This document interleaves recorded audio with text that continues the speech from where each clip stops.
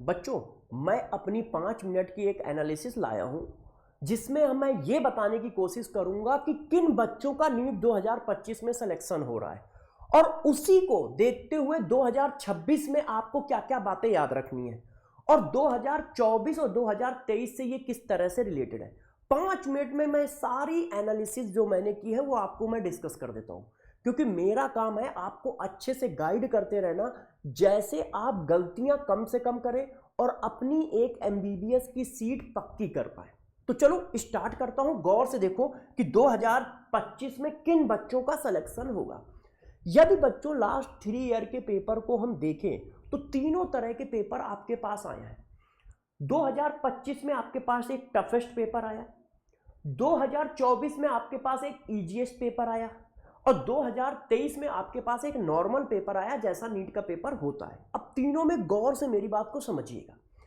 देखो 2025 के पेपर में जिन बच्चों ने केमिस्ट्री में परफॉर्म कर रखा है उन सभी का सिलेक्शन हो जाएगा, चाहे वो फिजिक्स में 40 नंबर ही क्यों ला लाएं।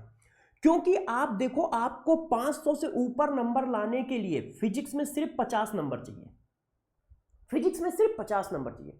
देखो बायो में तो परफॉर्म करना ही करना है, वो तो इस तरह से है जैसे ऑक्सीजन तो हमें जीने के लिए चाहिए, इसलिए बायो का तो मैं कोई डिस्कशन ही नहीं कर रहा है, क्योंकि बायो में तो परफॉर्म करना ही करना है। जैसे जीने के लिए ऑक्सीजन चाहिए, तो ऑक्सीजन तो एक मैंडेटरी चीज है, उसको तो हम भूल ही गए। उसके अलावा क्या चाहिए? तो जरा देखो, जिन बच्चों की केमिस्ट्री में 140 के नंबर के ऊपर है वो सब सेलेक्टेड है, चाहे उनका फिजिक्स कितना भी खराब हुआ। आप सारे बच्चे कमेंट करके बताओ, सारे बच्चे अपने कमेंट करके बताएं, केमिस्ट्री के नंबर बताएं। और जो बच्चा केमिस्ट्री में 130 135 के ऊपर ला रहा है उन सब बच्चों के 500 के ऊपर का स्कोर होगा और वो पक्का सेलेक्ट हो रहे होंगे, चाहे वो फिजिक्स में 40 नंबर ला रहे हो, चाहे 50 चाहे 60।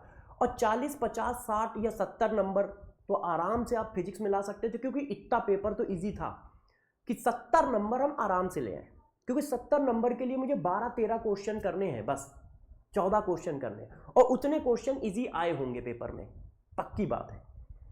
तो जिन बच्चों का केमिस्ट्री का पेपर अच्छा गया है, 140 के ऊपर नंबर ला रहे हैं, वो सारे बच्चे नीट 2025 में सेलेक्टेड होंगे। एक दो एक्सेप्शनल केस छोड़ दो, जिन्होंने बायो ही खराब कर दिया हो, है ना, या फिजिक्स में एकदम 0 ले आए हो, तो ये केस छोड़ दो।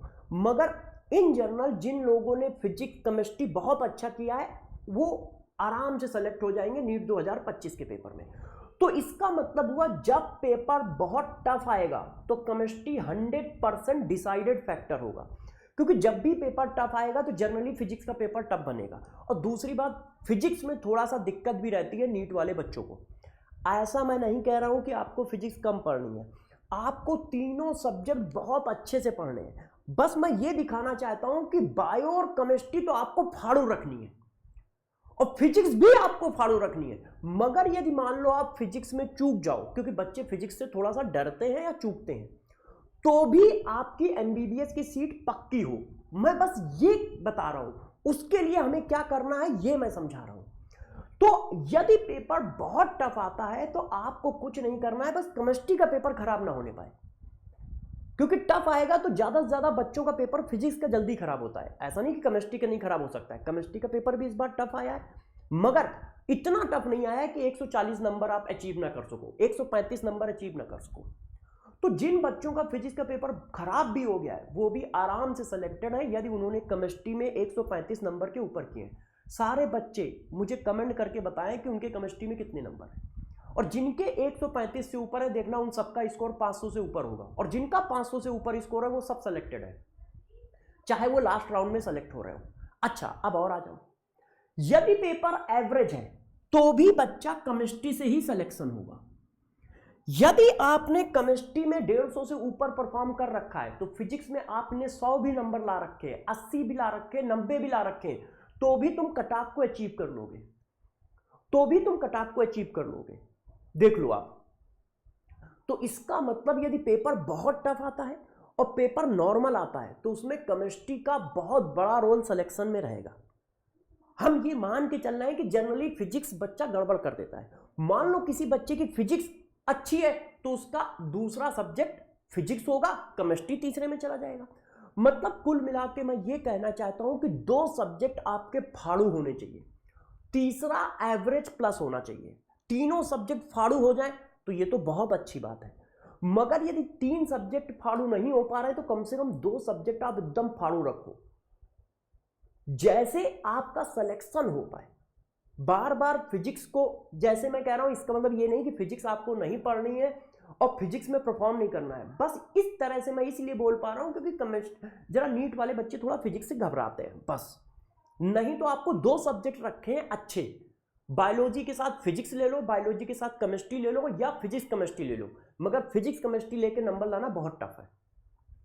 तो यदि पेपर एवरेज आता है तो भी यदि आपने केमिस्ट्री में परफॉर्म कर रखा है और फिजिक्स मान लो थोड़ा बहुत बिगड़ भी जाता है, तो भी बच्चों आपका सिलेक्शन आराम से हो जाएगा, आराम से हो जाएगा।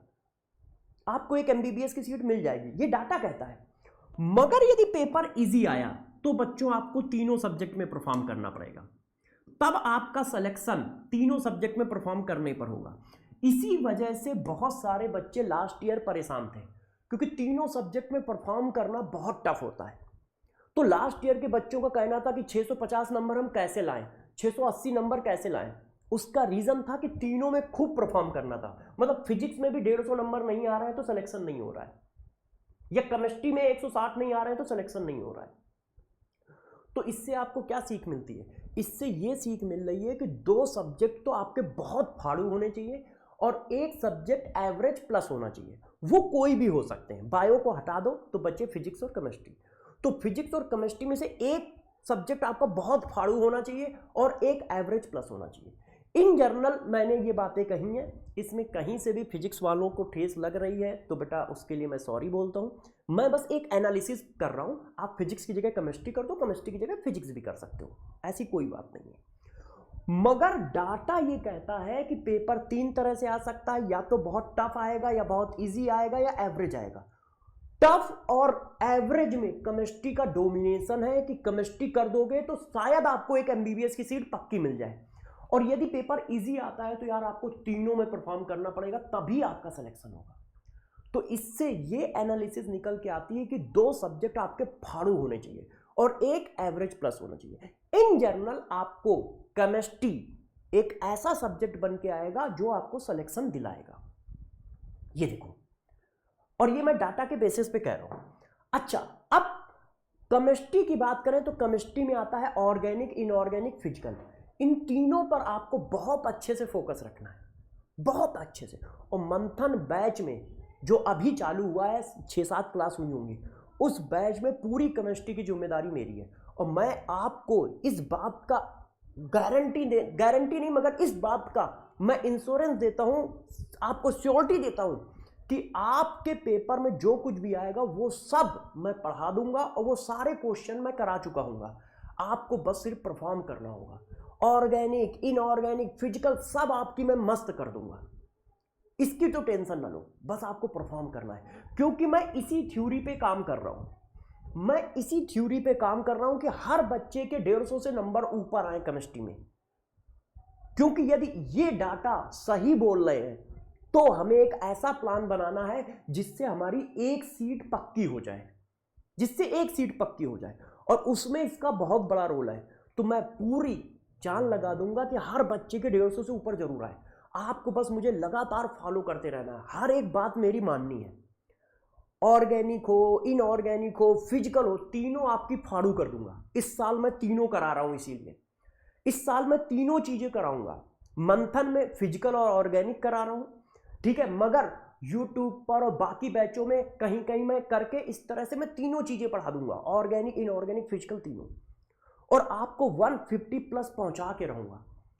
आप सभी बच्चे इस एनालिसिस को बहुत अच्छे से समझ लें और इसके हिसाब से अपनी प्रिपरेशन करते रहें, ठीक है बच्चों।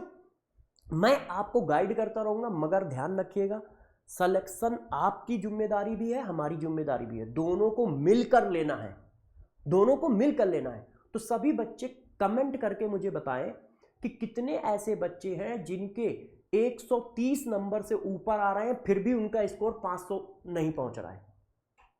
फिजिक्स का पेपर चाहे जैसा हुआ हो, हर बच्चे ने यदि 135 140 नंबर केमिस्ट्री में किया है तो पक्का उसका स्कोर 500 के आसपास होगा या 500 पहुंच रहा होगा। सारे बच्चे कमेंट करके इस बात को बताएं कि इस एनालिसिस से उनको क्या पता चल रहा है। ठीक है, अपना ध्यान रखिएगा, मिलूंगा क्लास के अंदर।